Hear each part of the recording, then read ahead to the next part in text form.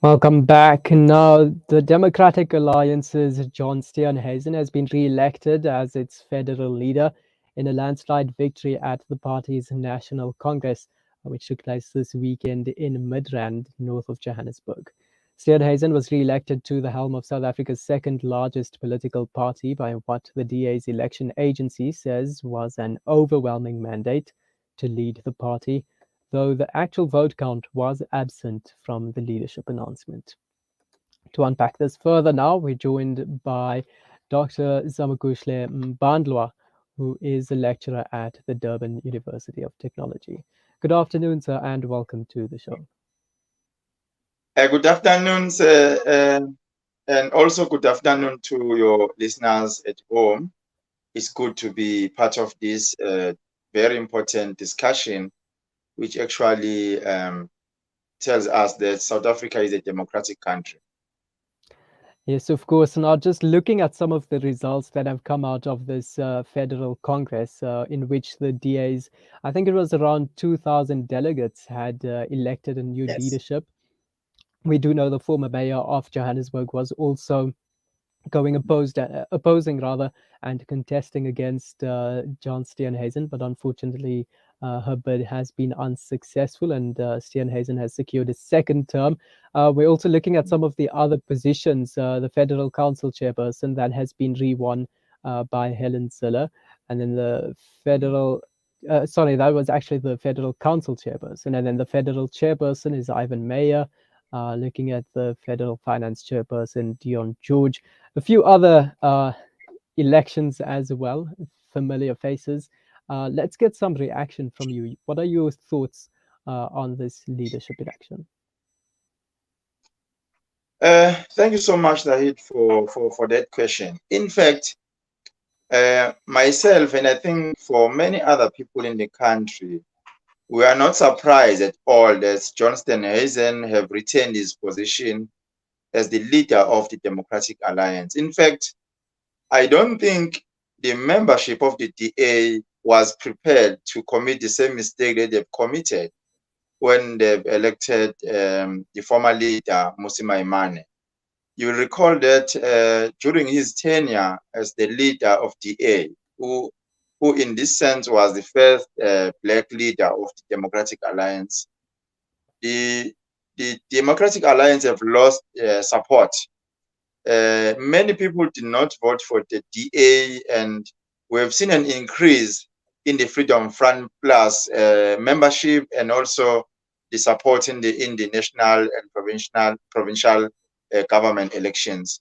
So I'm not surprised at all that John is the leader again. He was re-elected as the leader again, and I think also it also assisted DA, because remember, the majority of the DA supporters are people who are not necessarily lower class people; they are upper class people. And of course, if you look at the caliber of John Steenhuisen, the things that he say, you can tell that he's actually very keen on the economic empowerment, economic improvement, and that particular ideologies that he have also support those who are actually very prominent and very active in the economy of this country. So I'm not surprised at all. In fact, it was going to be surprising to see Dr. Palate winning this particular position, because I don't think the A was going to improve in terms of the electorate next year,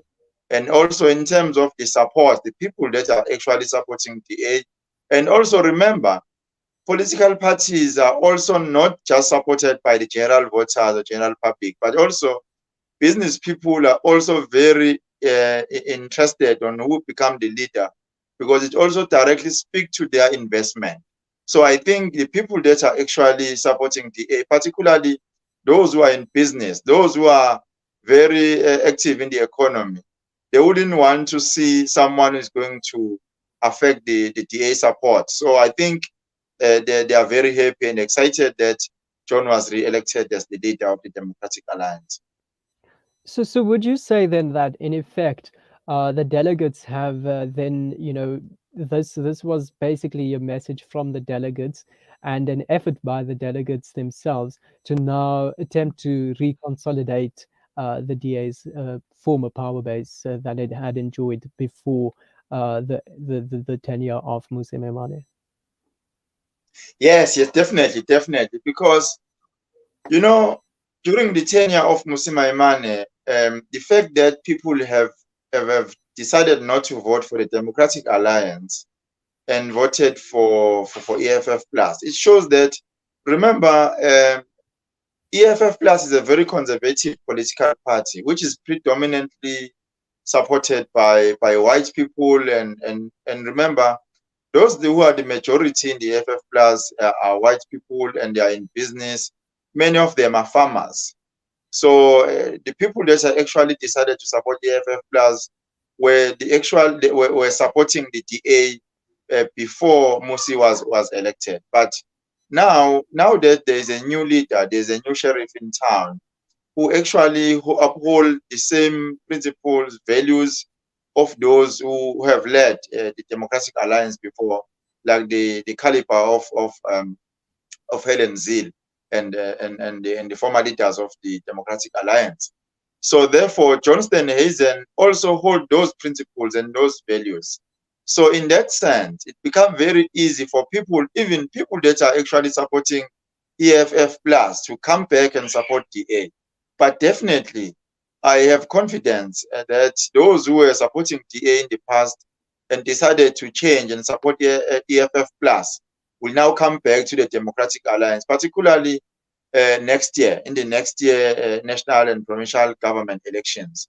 I want to believe that there will be an improvement in the voter turnout of the Democratic Alliance compared to the EFF Plus. And I think most people that were supporting EFF Plus were actually not given an option, because DA was on the hands of people that they don't think will actually provide leadership that they are expecting as the supporters of the organization.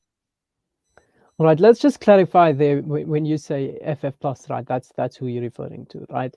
Um, so I think throughout this, so the DA Federal Congress had actually begun yesterday. It's now concluded today with the election of new leadership.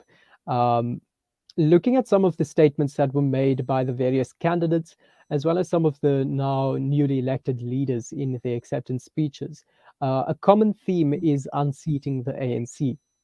And now, obviously, there were certain variations in how they hope to achieve that, depending on who you speak to.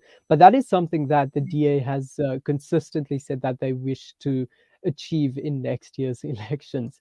And John Steenhuisen has already spoken in his speech now after being elected, saying that they would steer clear of any coalitions from with the ANC and the EFF. But they do hope to use coalitions as a way to get into government next year. How do you see this playing out? You are raising a very important point. I've consistently been raising this point. I think we all understand that DA is an opposition political party. Is a national number one opposition party in South Africa. But also, I think they've done more on criticizing the ANC, which is normal in any political space or political environment.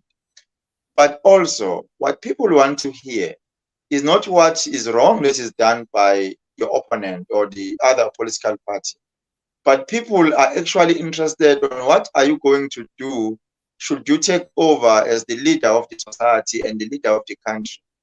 And I think DA have not done that thoroughly, because whenever they talk about the ANC. But in a nutshell, when they are talking about the ANC, they are indirectly promoting the ANC in the eyes of the people. They should be coming out and tell people exactly what they will be doing, what they will do for the people, should they be given an opportunity to lead the country. And I think they have not done that thoroughly, which then become very problematic, because even if people say they won't vote for the ANC, hence the DA have always spoken ill about the ANC. But again, people are not going to vote for the DA because they do not know what the DA will do. So it's always good to criticize and come with solutions to the existing problems. So only when you are only criticizing the people, it shows that you do not have a possible solution or alternatives of what should be happening in the country. So which then become very dangerous. That is why in 2021 local government elections, DA did not win the majority in many municipalities in the country, not because people did not actually want to vote for an alternative, but because they do understand that NC has not done well, which was in the public domain, and DA was also criticizing the ANC, and people have actually fallen into the trap that the ANC was not doing well. So people decided not to vote for the ANC, but they also did not vote for the DA because there was no alternative solutions. So they were just criticizing, but they were not providing anything on the table to say, this is what is wrong that they are doing as the political party. This is what's right that you will be doing as the political party. So I think that's where the problem is. So it is normal for politicians, political parties, and leaders to criticize one another in the public space. But I think the country have developed. I think the political education in the country has actually improved compared to the past. People are no longer interested on what you say about the other person or the other political party, but they are mostly interested on what are you going to do should you be given an opportunity, rather than what is wrong that is done by other people, because you might also come into power and do the same that they are actually doing. So that's where the problem is. Now, also, I want to also touch base on the presentations that has been made by the contenders of the leadership position of the Democratic Alliance, which is John Steenhuisen and Dr. Mpho Phalatse. I was listening to them carefully. Mpho was actually talking about a lot of things, which then directly spoke to what John Steenhuisen did not do as the leader, which also includes the education profile, the qualification, and everything. I think that alone is a problem, because leadership does not have to actually be elected, or people should not be elected as leaders just because of the qualification. People might have qualification, might have experience, but if they do not have a vision, those leaders are doomed. They are not going to make any contribution. And again, leaders and managers are two different settings. Leaders are not there to just manage whatever that is in existence, but they must come with ideas, and they must come with some alternative solutions, which I think DA have lacked over the past few years as the opposition political party, because what they've been trying to be popular by opposing the ruling political party, talking ill about the ruling party, but they've not been able to tell people exactly what is it that they want to see happening.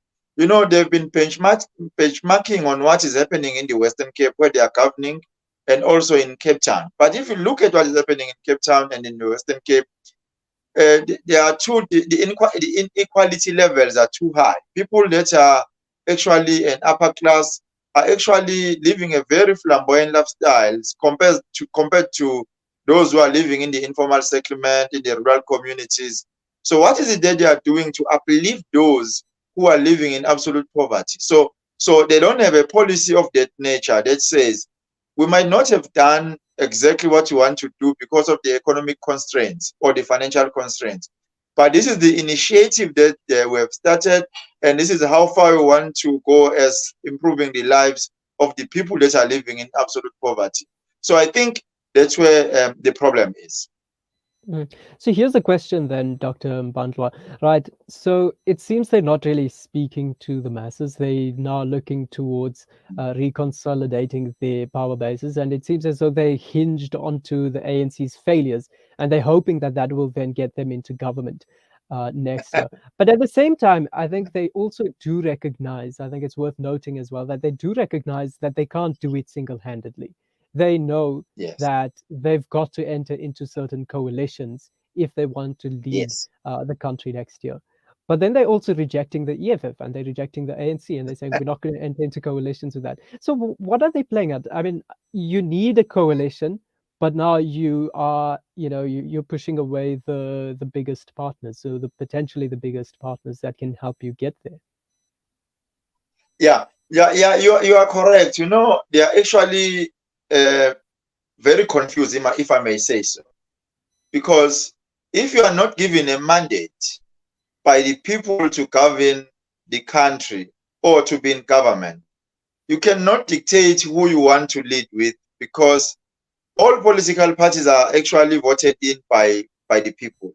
So if you don't want to be in coalition, then you must also be comfortable as the opposition party in government, because the fact that people have not voted for that for a particular political party, in this case the Democratic Alliance, to govern, because I don't think Democratic Alliance will actually take over next year. Of course, it is highly possible, as you have already alluded, that they might need the support of other political parties, because if the ANC does not actually enjoy the absolute majority, which I think it is highly possible, I think there are about 70% of that to happen.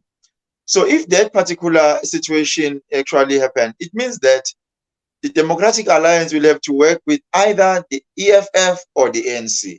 Now, they've already indicated in the public domain that they are not willing to work with the ANC. They are not also willing to work with the EFF. So it will be very difficult to work with the small political parties, because, national dynamics and the local dynamics are two different settings. And it is not easy for a political party to work with small political parties in the national parliament, particularly in the national government, because remember, national government is actually a responsibility of the National Assembly.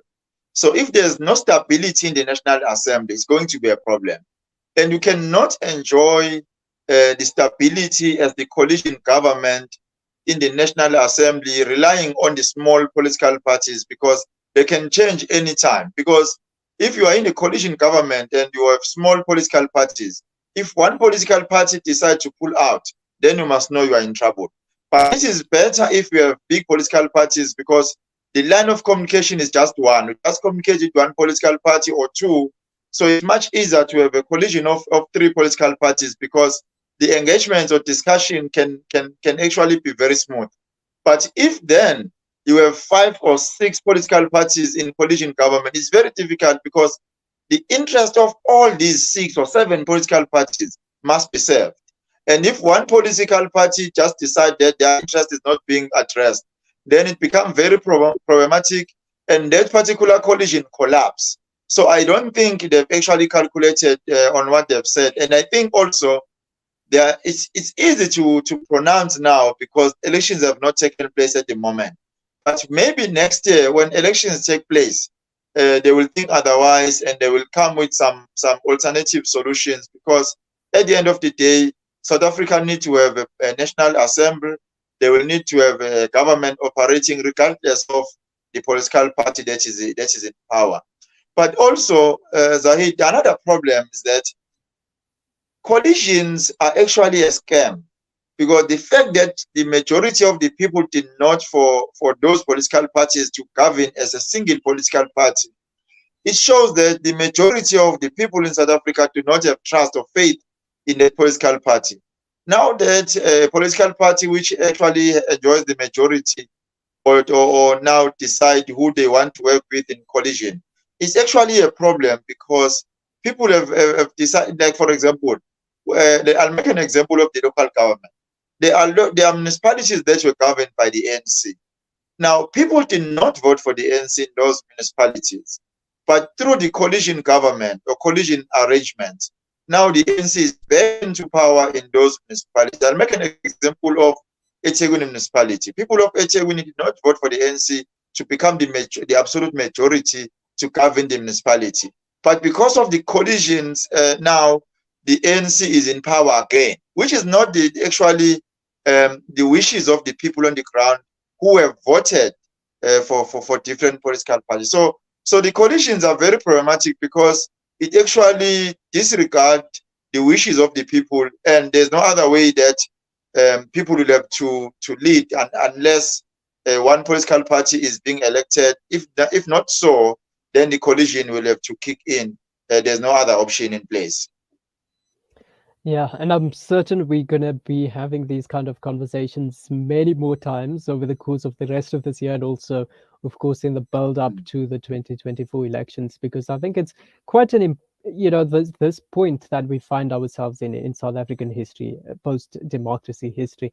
I think this is something that a lot of people tend to underestimate where we are at. We do have some major events that are on the cards, and definitely something worth keeping an eye on as we move on. And I think for the listeners out there, I think it's also quite important to at least just have a basic understanding of what is going on there, and hopefully these kind of Yes, yes, conversations on yes. radio, on the various platforms. I hope these kind of conversations can, empower you to understand what is happening. But nonetheless, Dr. Zamokuhle, let's park it there for now. Thank you so much for your time. Thank you so much. Thank you so much. Thank you. Okay. Okay. That was Dr. Zamokuhle Mbandlwa speaking to us from the Durban University of Technology, rather, about the outcomes of the Democratic Alliance's Federal Congress. Of course, we do know that they converged in Midrand, north of Johannesburg, over this weekend and elected a new leadership. So John Steenhuisen having secured a second term as the leader of the party.